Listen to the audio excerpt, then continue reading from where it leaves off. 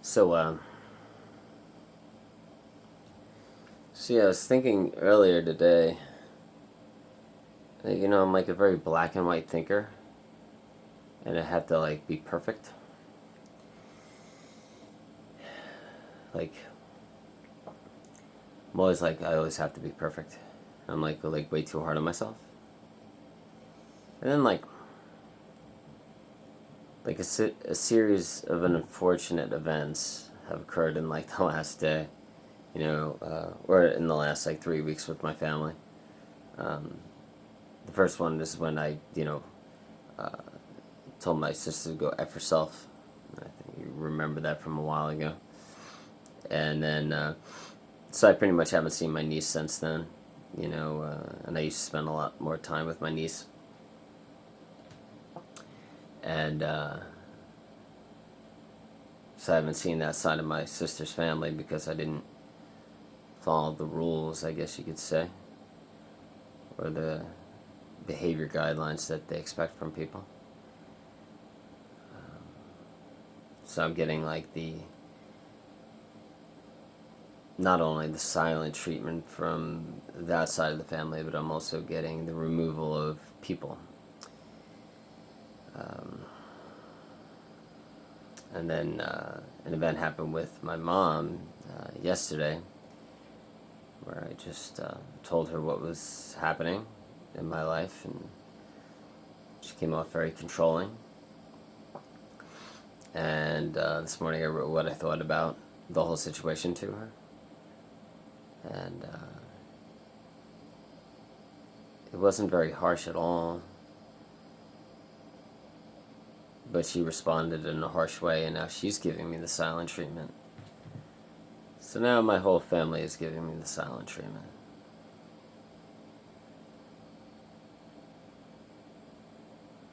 And then I'm like, but for the past 2.5 years, I haven't done anything wrong. Like, I haven't asked for anything.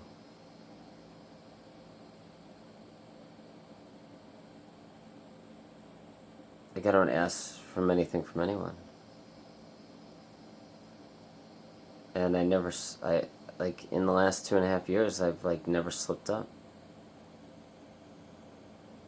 But, like, two small events that weren't really even caused by me, that weren't really even a big deal, and I lose everybody. It doesn't seem very fair at all. And then I'm like, oh, that's why it's ingrained in my head that I always have to be so perfect all the time. Because if I'm not perfect, I lose people.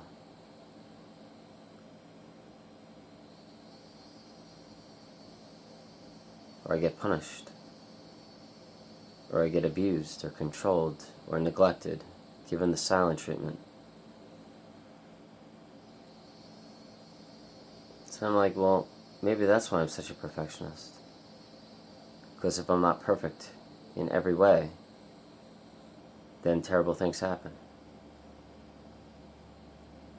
Because I'm not from like a loving family that just loves you conditionally for regardless, and they talk things through.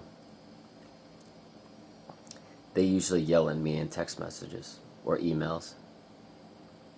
It's always in written form. It's never like actually sitting and conversing.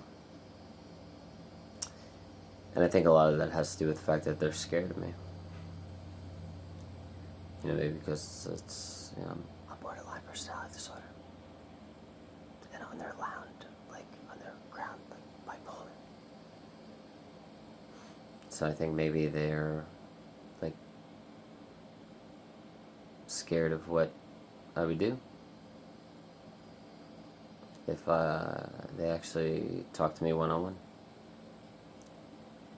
So I don't know. I haven't really studied, why people get the silent treatment. Obviously it's a form of control. Like, oh, you didn't act the way I wanted you to, so now I'm going to punish you by not speaking to you. Because you've been bad. So, no dinner for you, I'm just not going to speak to you anymore because you weren't a good son. And then when I feel like being loving again, I'll reach out to you again. It could be days later, 2 weeks later. And then when she arrives in the driveway, she'll act like nothing had happened. Because that's what's happened in the past many times. Because she forgives me now because enough time has passed. I've learned my lesson. How dare you upset me? Now you're getting the silent treatment. Mothers that do that to their children, it's very, very disturbing. And it needs to stop. So if you're doing that to your child, please stop. And research why you're doing it. Or talk to your child instead of shaming them and making them feel like they're not lovable.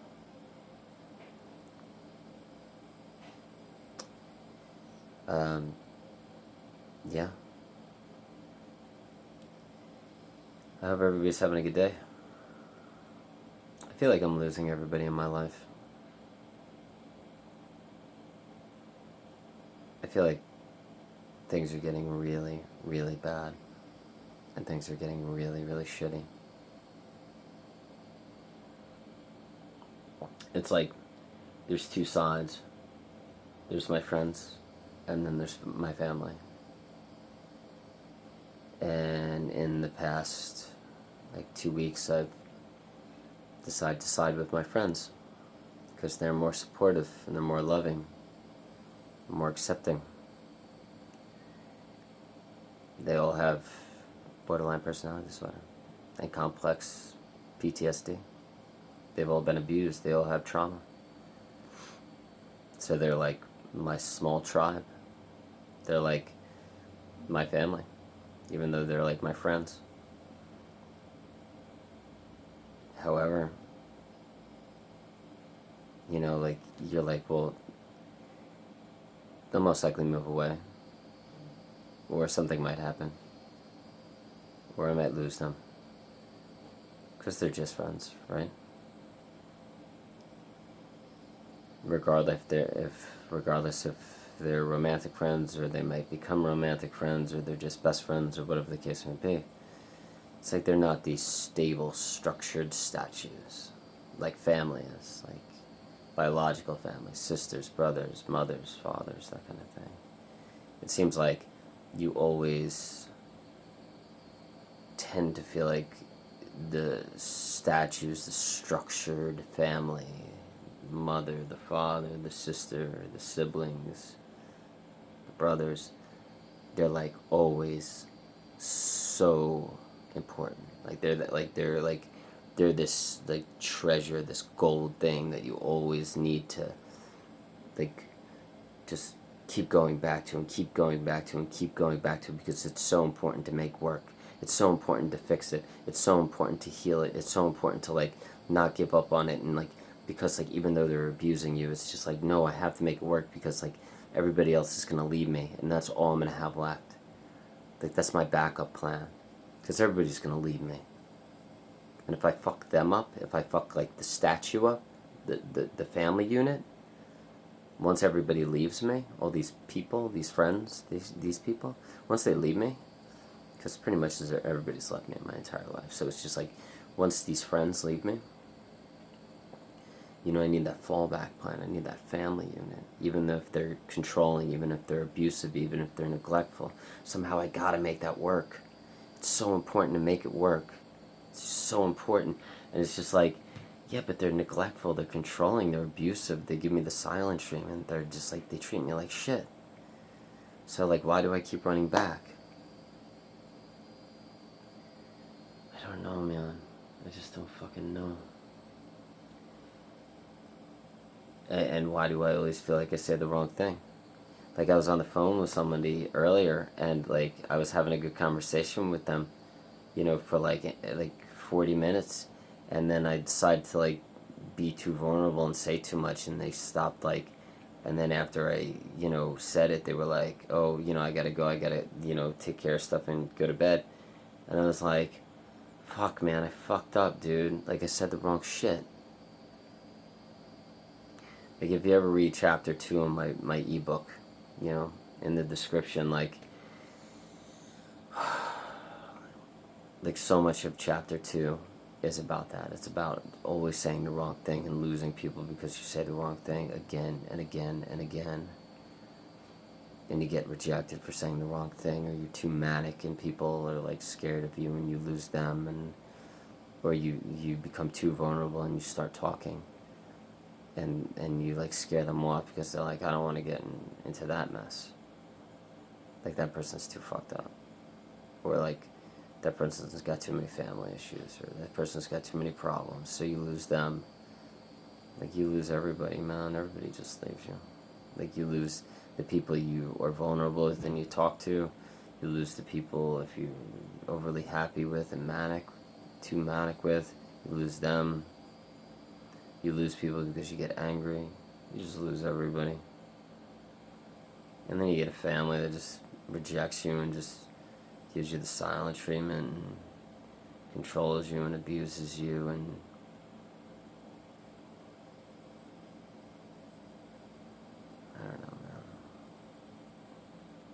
I don't know, man. I'm sick of these roller coaster days, dude. I was talking to my buddy Jake outside,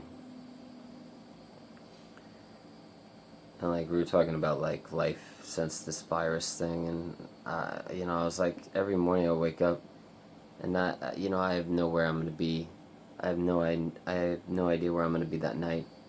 I have no idea, where my emotions are gonna be. Like what else?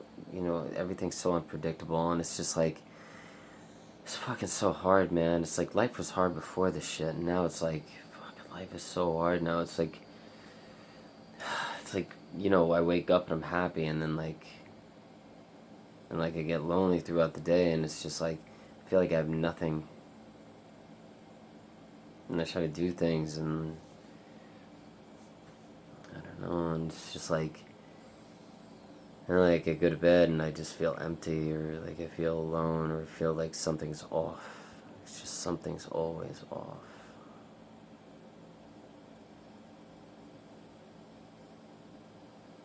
And like 2 weeks ago I had family. Even though they were controlling, I just dealt with that shit because it's like, better just deal with shit than to fucking have nobody. But I lost my shit, I wanted to be happy, so I stood up for myself. I refused to be abused. I refused to be controlled. I refused all that shit, and I stepped up to my sister because I was sick of her abusing me. Verbally, mentally, emotionally. And then I stepped up to my mom this morning about, money and finances, and her controlling my money and her controlling my finances, which I talked about in, the last video, in video 97. And she decided to just disown me. She was just like, she's just like, now she's just giving me the silent treatment. So you stand up for yourself because you don't want to be abused, you get shut down. And the family just disowns you. You stand up for yourself because you don't want to be controlled anymore, and then the family disowns you. You get the silent treatment. And I guarantee you they're just talking shit about me right now. Like, I just guarantee you. They're like, something's wrong with Joe, he needs to go back to the mental institution. Or like, there's something wrong with Joe, like he's losing it. Like he's snapping. Even though I'm like snapping because I don't want to be abused anymore by them or controlled by them anymore. They're going to put the blame on me and say that there's something wrong with me because I'm standing up for myself. Something about gaslighting, manipulation, something like that.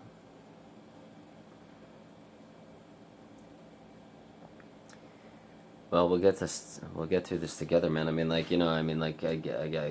think we all come from the same kind of families. I think that's just the way it goes, right? Yep. Well, anyways, I hope everybody's having a good day, and yeah, I hope you're doing well, man. I hope this video was of a little bit of comfort, even though it was pretty depressing.